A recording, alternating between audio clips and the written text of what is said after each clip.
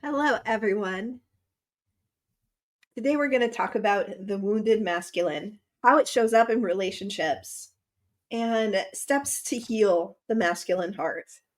In relationships, masculine and feminine energies play a crucial role in shaping how we love, communicate, and connect. But when the masculine energy is wounded, it manifests in behaviors that create emotional distance, power struggles, and deep disconnection. Now, the wounded masculine is not about gender. It's about distorted, unhealed aspects of masculine energy that stem from trauma, societal conditioning, and generational wounds. This unhealed energy can exist in anyone, but when left unchecked, it damages both the individual and their relationships.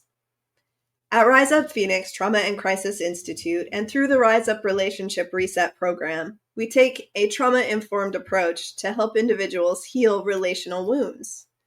Doctors John and Julie Gottman's research also highlights how unresolved emotional pain fuels unhealthy relation patterns. So, how does the wounded masculine show up in relationships? Let's take a deeper dive.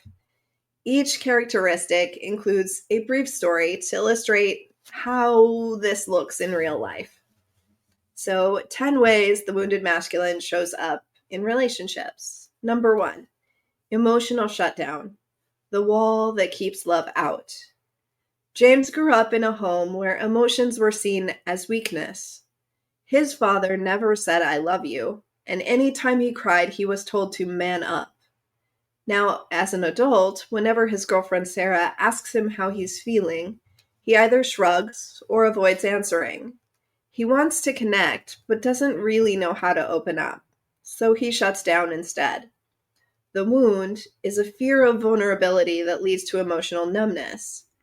The impact is his partner feels emotionally disconnected and unheard. Number 2, control and domination. Mistaking power for strength.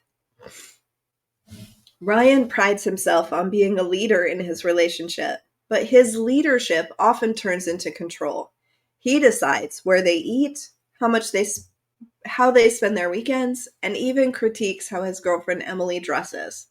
When Emily pushes back, he justifies his actions by saying, "I know what's best."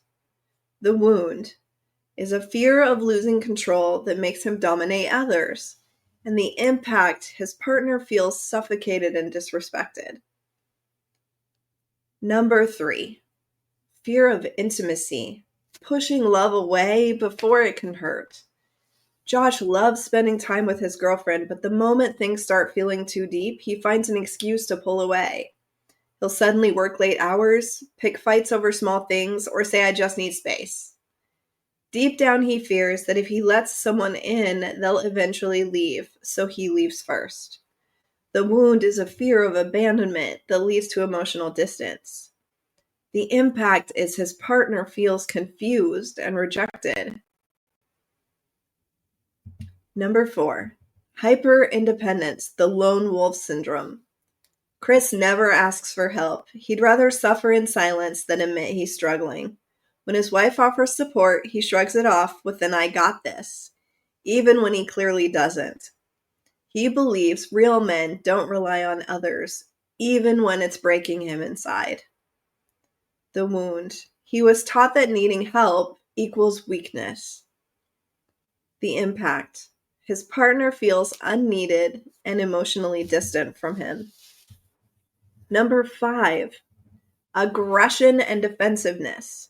When every conversation feels like a battle.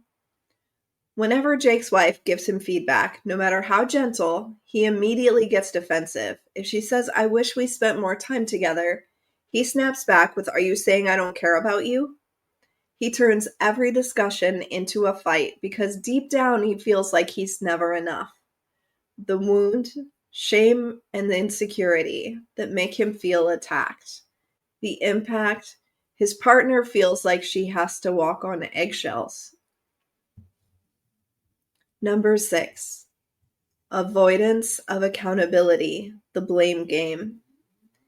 Ethan struggles to own his mistakes. If his girlfriend points out something hurtful he did, he either denies it, shifts blame, you made me act that way, or dismisses her feelings as too sensitive. In his mind, admitting fault equals failure, and failure is unacceptable. The wound, fear of failure that makes him avoid responsibility. The impact, his partner feels invalidated and unheard.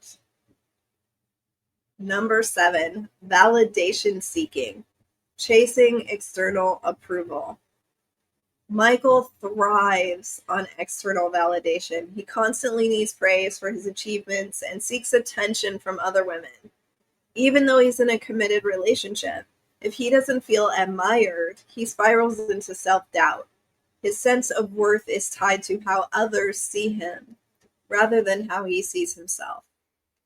The wound, a deep fear of inadequacy, and the impact.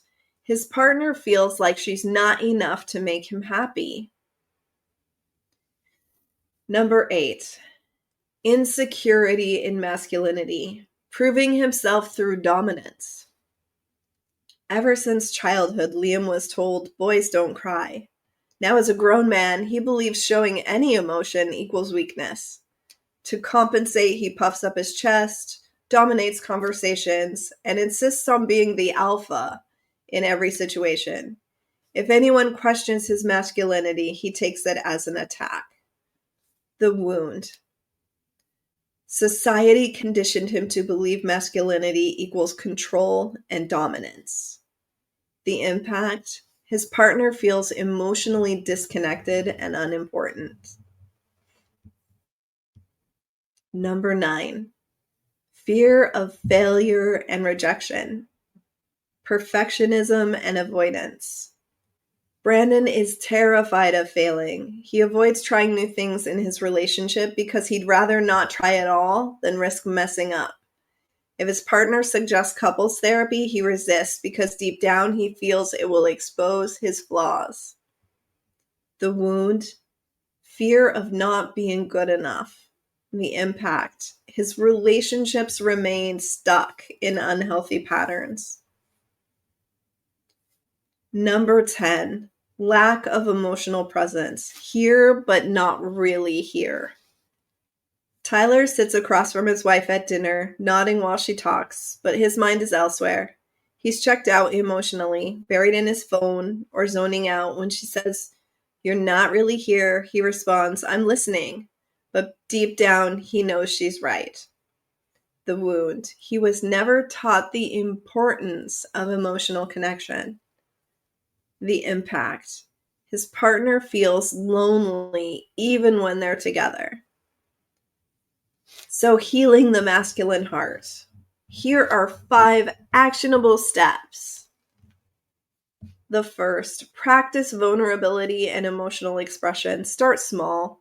Share one small feeling a day, journal, or talk to a safe person about your emotions. Emotional labeling is the first step to understanding the complexity and the multifaceted layers of your emotions. 2, release the need to control and trust the flow. Let go of the need to dominate. Practice listening and trusting that love thrives in freedom, not in control. Take responsibility for emotional healing. Identify your wounds, triggers, and patterns. Therapy, coaching, or self-reflection can help tremendously. Reconnect with healthy masculine role models. Find men who embody strength through kindness, emotional intelligence, and self-awareness. Everyone needs a circle of friends, and everyone needs examples of how to be successful. Cultivate presence and deep connection. Practice being fully engaged in conversations. Put down the phone, make eye contact, and listen with intention. A few final thoughts. From wounded to empowered masculinity. Healing the masculine heart is not about rejecting masculinity. It's about restoring it to its most powerful, loving, and protective form. If you're ready to break the cycle and step into a healthier, stronger, more connected version of yourself, The Rise Up Relationship Reset program is here to support you. Your heart is meant to lead, not with control, but with courage and love.